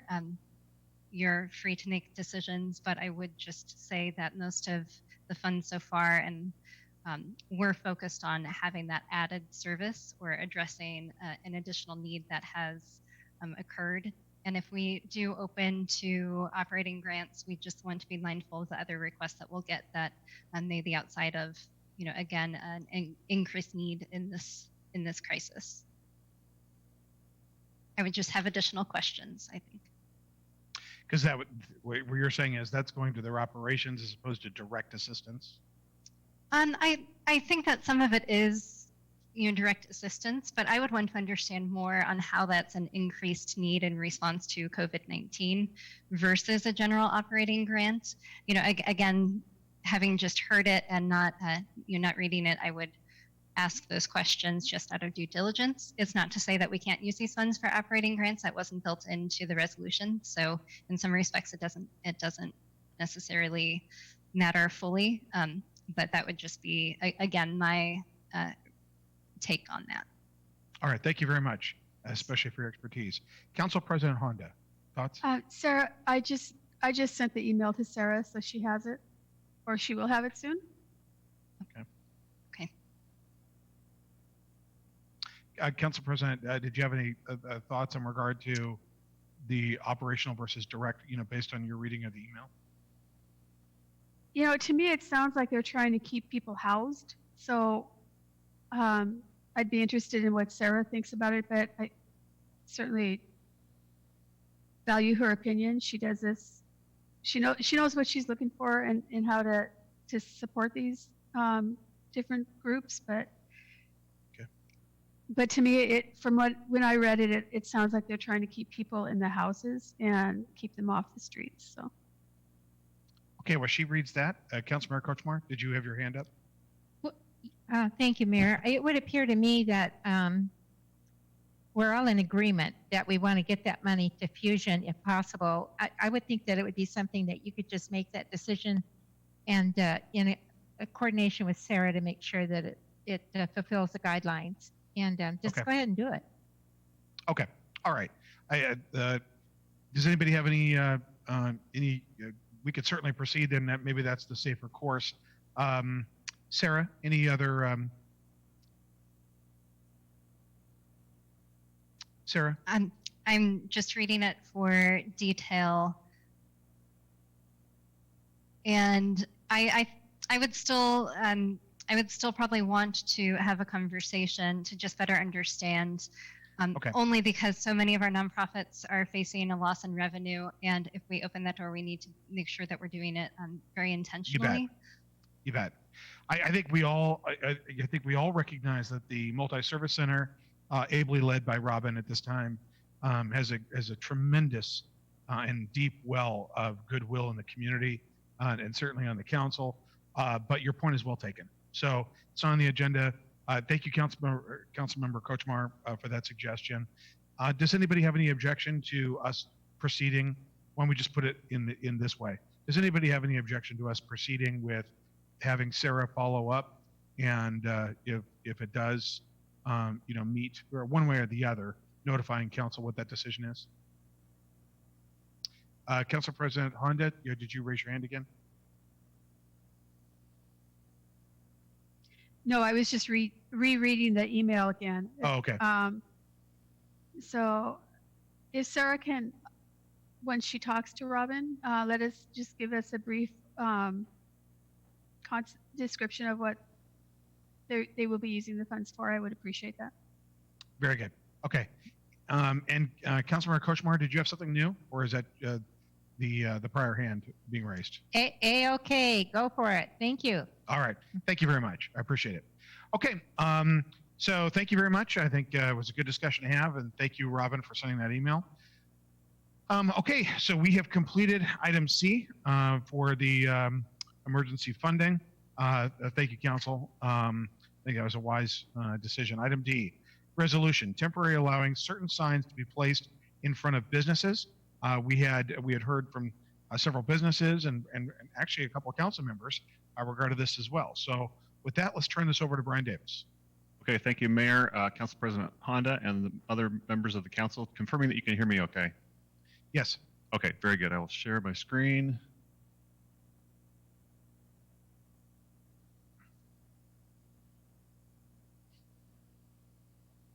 Okay, so as the mayor mentioned, we're proposing a resolution that would temporarily allow certain signs to help businesses out during this crisis.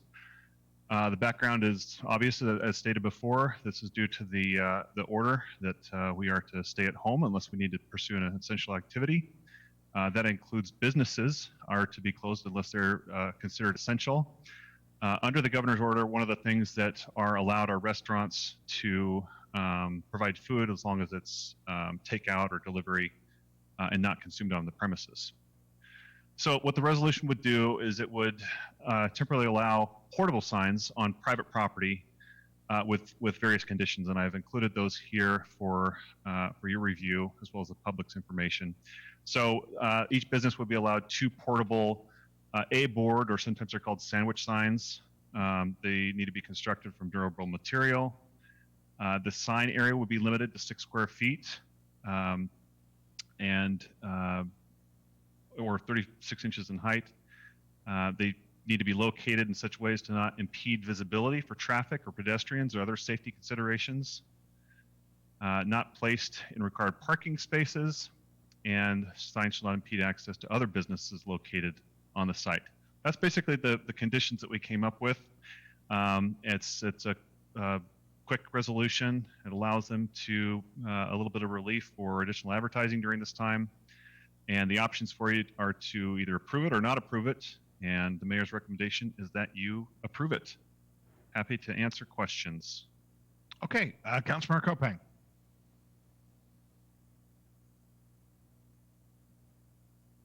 Accommodation for businesses B. I'm sorry, Councilmember Kopang. I just heard your last portion of there. I think you're on mute for the first part. Oh, okay. What would you anticipate the duration for this accommodation for businesses be?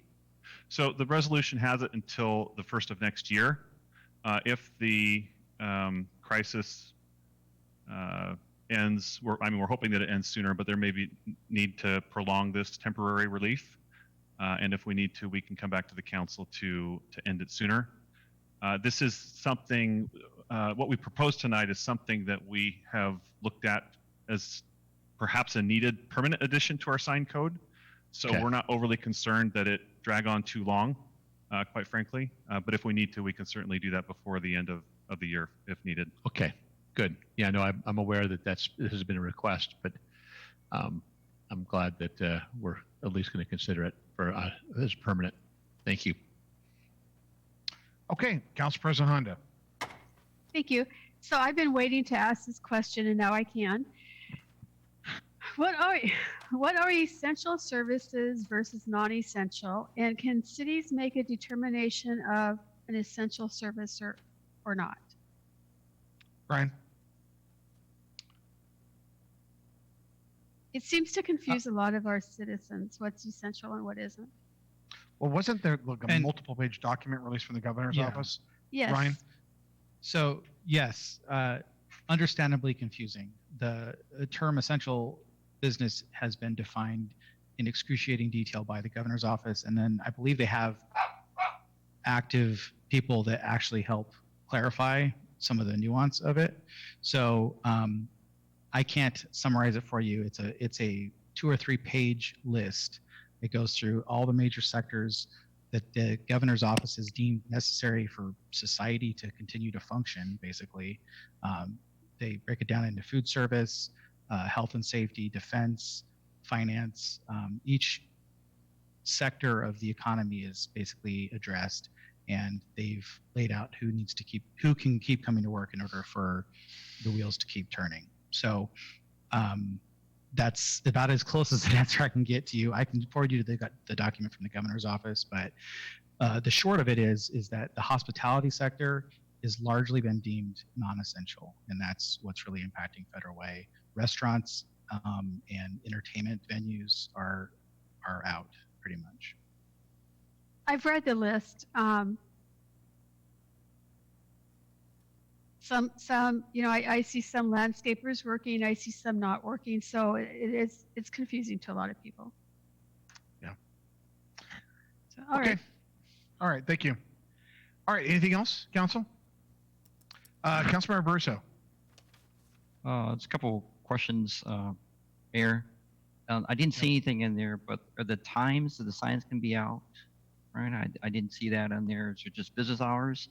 And the other question is, I know that some folks get really creative, but can those sandwich signs be allowed to be worn on a person walking around on the corner? Brian? Sure. So two questions. The first one is, as far as limiting the hours, that's certainly something that we could add as another condition to what we propose to you. I don't see necessarily an issue with that. As to people as signs in the right of way, City Attorney Call can confirm this, but I believe that's people on the street, and that's more of a Protected speech. Yeah, protected speech. Yeah. Okay. Okay, thank you. All right, thank you. Okay. let's see here. Councilmember, let's see here. Councilmember Kopeng, do you have a motion? Yeah. I move approval of the proposed resolution. Second. Second. Been a motion and a second. Is there any further discussion? All those in favor? Aye. Aye. Aye. Aye. Aye. Aye.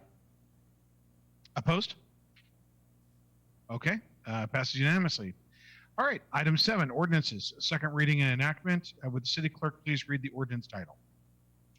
Council Bill 777, New Singular Wireless PCS LLC Franchise Ordinance, an ordinance of the City of Federal, Washington, granting New Singular Wireless PCS LLC, its affiliates, successors, and assigns a non-exclusive franchise to occupy the rights of way of the City of Federal, Washington within the specified franchise area for the purposes of constructing, maintaining, operating, replacing, and repairing a telecommunications network consisting of small wireless facilities in, across, over, along, under, through, and below the City of Federal Way. Okay. Councilmember Kopeng, do you have a motion? I do. I move approval of the proposed ordinance. Second. Second. Second. All right, been a motion and multiple seconds. Is there any discussion? All right, seeing none. All those in favor? Aye. Aye. Aye. Opposed? All right, it passes unanimously. Okay, on to council reports. First, Councilmember Lydia Acefa-Dawson. Thank you, Mayor. This was a great meeting. Appreciate everything. Just wanted to say congratulations to Thomas. And I appreciate everything that you do. And also, Mayor, thank you for the support of the vulnerable population, in particular, the homeless population that you addressed earlier. I really appreciate that we are really considerate and caring, and that we are compassionate about the people who are being impacted by the virus, including what was brought up. The rise in domestic violence is very concerning because there's no way out. And without the funding and the support, I mean, shelters are actually full usually. And so I find it a little disheartening, and I really don't know what we can do as a city to support this, because I'm sure at this point shelter beds are full and people are probably really suffering. So I just hope that I don't know. I find it very disturbing. And then the last thing I wanted to say is I do appreciate what DSHS is doing. The housing authority has also been very active in supporting the residents that we serve, including those in Federal Way, and like providing meals to all the senior and disabled populations that we serve, as well as making sure that people's rents are not impacted and that we do support them, and then providing all the resources and information that we have for the population that we serve, which is over 19,000 households countywide that we're serving. And so I'm really pleased that we, although it's grim and scary, we continue to do business, just like the city is also continuing to do business. And I hope people do notice that we're not shut down, we're not closed. We're still providing essential services to the best of our abilities.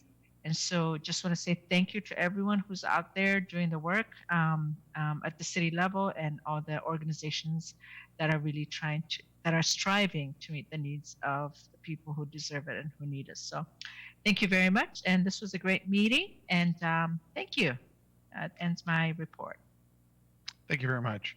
Councilmember Burso. Thank you, Mayor. To echo Council members Lydia's remarks, thank you, Thomas, for what you do. I didn't have a chance to say anything, but I'm also a car guy too, so you and I have a conversation later on. But thank you to staff for everything you've been doing. This is great.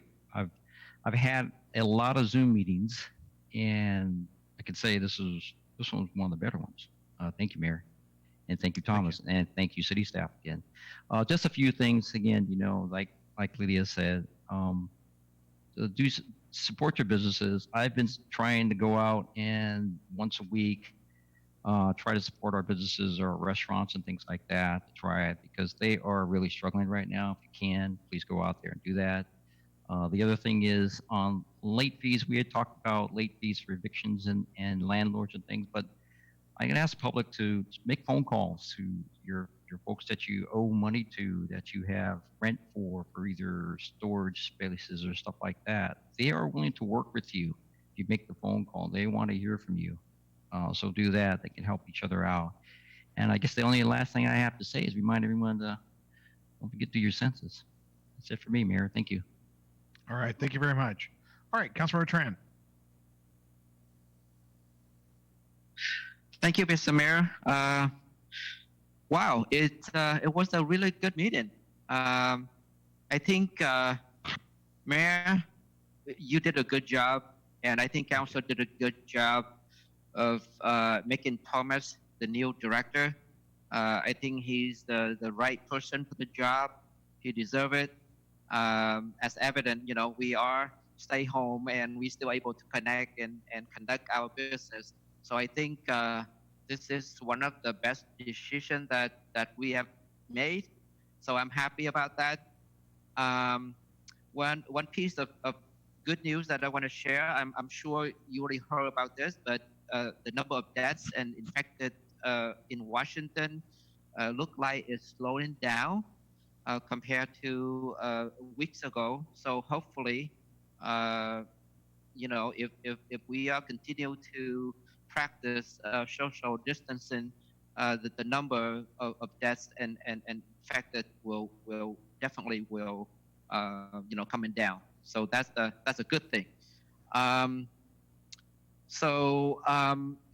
just want to thank Geraldine and many other city staff for the work that they do, especially during this time. Without their support, we cannot do our job. So thank you very much. Thank you is not even enough, but that's the best that I can do right now. Let's see what else. I think that's it. Thank you, Mayor. Okay. All right. Thank you. Councilor Kopeng.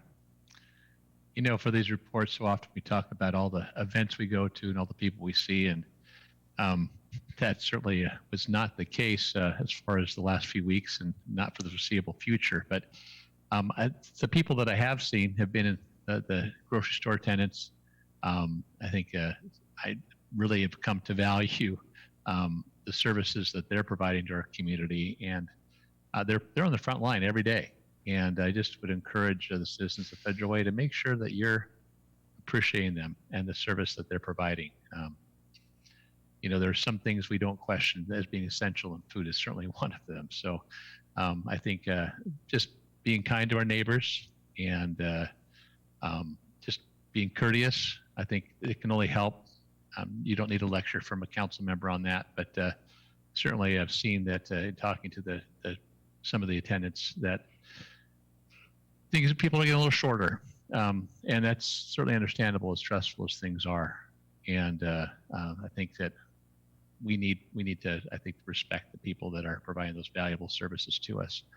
I know getting out in the neighborhood and walking has been nice, and sure seeing a lot more neighbors out walking as well. And I think it's a good thing about this time of year. And I think one thing that we can look to with optimism is that we're heading into a good season, and this current season will pass. We are bending the curve. I think that it's amazing how well we are doing in Washington. I think leading the nation and really kind of addressing this issue as proactively as we have. So anyway, I think we'll get through this, and I look forward to that. I miss you guys seeing you in person. The Zoom meetings work, but I think it's always better to be there. And I know I did miss public comment tonight. I know that there's a lot of people with things in their mind, and we've got to figure out a better way, I think, to make sure we can get them engaged. But again, it's new for us, it's new for them. Hopefully we'll get used to it because we'll be done with it soon enough. But anyway, just appreciate the opportunity to serve the city, and definitely look forward to getting out in the community and interacting with people again on on a more comprehensive level. That concludes my report. All right. Well said, Councilmember. Councilmember Moore. Thank you so much, Mr. Mayor. And thank you to the citizens that have joined us and watching us. I also want to take the time to echo my colleagues and just give them a profound thanks to our staff and our new IT director, Thomas. Director Thomas has a good little ring to it, Mr. Mayor. Director Thomas. And just a shout out to you, Director Thomas, for all your coordination with city staff and us as elected officials and bringing this forth. And shout out to Jerry Lynn for all your communication, and a shout out to our council president. I know you've kept us in the loop and updated us, so thank you for that. I've appreciated the calls that you and I have been on strategizing how we can engage with our citizens. I know, hopefully I'm not stealing your thunder, but I know you're going to be talking about some sort of gathering with the chamber and a Q&A session, a coffee council thing. So I'm looking forward to the fruition of that. And it is really nice. I can't tell if my wife's taking me out for a walk or if we're both trying to go out for a walk. I don't know which one it is sometimes, but it is really nice to get out and enjoy the fresh air, and it is really nice to actually see your neighbors out and be able to wave to them and say hi to them at a distance. So that is, while certainly these are scary times and unprecedented times, this does kind of force us to get in touch with ourselves once again, with our family members and with our neighbors. And I think that's a positive that's come out of this whole situation. Mr. Mayor, thank you for your leadership and your proactiveness. I know that is a norm and that's an expectation, of course, but you have risen just like all other leaders in the state of Washington and in our nation as well. So thank you for every step that you've taken and the coordination that you've put in place and keeping us in the loop as well. And so with that, there's probably so much more to say. I would concur with my colleague, Councilmember Copain, that we certainly want to, find a way where citizens can be engaged in this whole process as we're navigating this. I think that's really important for me. Also, Mr. Mayor, thank you for the conversations that you and I have had about moving towards putting our budget on a financial dashboard that's interactive for the public to be able to touch and move and understand where their money is going towards and how their money is being spent. So I'm looking forward to getting together with your staff on that and seeing that come to fruition within 2 weeks. No, I'm just kidding. So thank you for that. And with that, I wish everybody, oh, I'm sorry, one more thing. I also want to take the time to thank all the people out there that are making masks. Obviously, that has become a really important aspect for our healthcare workers and professionals in that field. And so I know I have to do a little shout out to my mom, who's been busy, not only managing my father, who's fighting Parkinson's and dementia, which that's a full-time job in itself, but also is finding little pockets of time to make masks. So I really just want to give my thanks to her as well, and for all the other people that are just playing any sort of role in supporting our frontline workers. And thank you, Councilmember Copain, for acknowledging our grocery workers. I think, I mean, there's just so many people to thank, and I'm grateful for everybody. And with that, I will end my report. Okay, Councilmember Kirchmar. Thank you, Mayor. Without repeating what everyone else has said, thank you to our staff. Thank you to all of the people in our community that are helping others. But I also want to say Happy Easter to our citizens. This is the time of the year when we're very conscious of our religious beliefs And this is a community that has many, many churches. In fact, I used to say we have a church in every corner because we used to have churches in schools. We used to have churches at Dumas Space Center. We have them all over, and established churches. And Easter is a very important time, and our people can't gather for that time. They'll be in their homes and won't be able to celebrate Easter in the time that they were accustomed to. But there is one thing that many of us are already doing, which I think is fabulous, which is we're helping others. And that's really the Christian ideal, is to help others, to help our neighbors, to help others as much as we can. And in consideration of that, Mayor, I hope that, this government is such a bureaucracy, and we have so many rules and regulations that we have to follow. I hope that whatever we can do to get the money that we have available into the hands of the people that need it, our agencies, following the guidelines we have to follow, just make it work. I'm behind you all the way. And thank you to my colleagues, and thank you for a good meeting tonight. All right, thank you. Okay, Council President Honda. Thank you. First of all, it's been good to see everybody. You look great, Mark, Councilmember Kopang. I noticed something on Friday, but I wasn't sure. I thought it was your hair, but you look awesome. Susan, my your video, your video disappeared. Okay. 1 sec. Oh, wait. Now, is it on now? No. Hold on. Now, is it on now? No. It will. 1 second. Now is it on? Just go ahead and start talking. There you go. There you are. Okay. Anyway, it's good good to see everyone, and I think the meeting's gone really, really well. Before I start saying who I want to thank, especially, I would like to say, if anyone in the community sees someone who needs help and you don't know who to call, you can call any one of us, and we will take down the information and get help to the person. At least contact the family or the person that you might that might need help. And maybe they're just waiting for someone to reach out and help them. Maybe they don't know where to go. So if you think someone needs help, please reach out and let us know, and we can help them. National Night Out, which occurs in August, the first Tuesday in August, has been postponed until October. Betty Taylor and I have been talking with Police Chief Andy Wong and trying to decide how Federal Way will celebrate National Night Out. So if you see anything from Betty Taylor, this is her baby. This is her thing that she does. We're still trying to figure this one out, to be part of the national event, but also to be a Federal Way event, because October just doesn't work for us. I'd like to congratulate Director Thomas Fitchner on becoming the new IT director. Way to go. And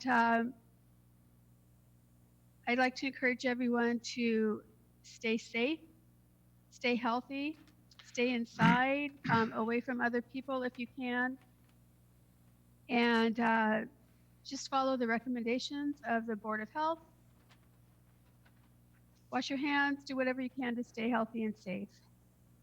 And everyone has been thanking Jerry Lynch. She does so much for us. We couldn't do what we do as a council without Jerry Lynch. She makes us look good, I hope. I mean, we all look good. But Thomas has been extremely helpful. Not all of us are very technically inclined, and he's been very, very patient working with us. I really appreciate his patience and his help. And Stephanie, our city clerk, has gone out of her way to make this meeting work and to make our other meetings work. She's done an amazing job. And without these folks and other people that I don't know about and what they're doing, I'm sure that there's many other people. I just want to say thank you to them, because this has been a good meeting. I think we've gotten a lot done, and I think it's gone very smoothly from at least what we've seen. So thank you very much, and stay healthy and stay safe. All right. Well, thank you, everybody. Great meeting. Thank you for all you do for the city, and thanks again to the staff. I'm in the big conference room with our city clerk and with Stephanie and Thomas. So thank you very much for your efforts. I echo those comments. And everybody stay healthy and safe, and be well. I want to take a Oh. picture of the screen. Just a second. I don't know if it'll work Oh, though. should we wave? Let's wave. Yeah. Okay, I don't know if it'll work. Let's see.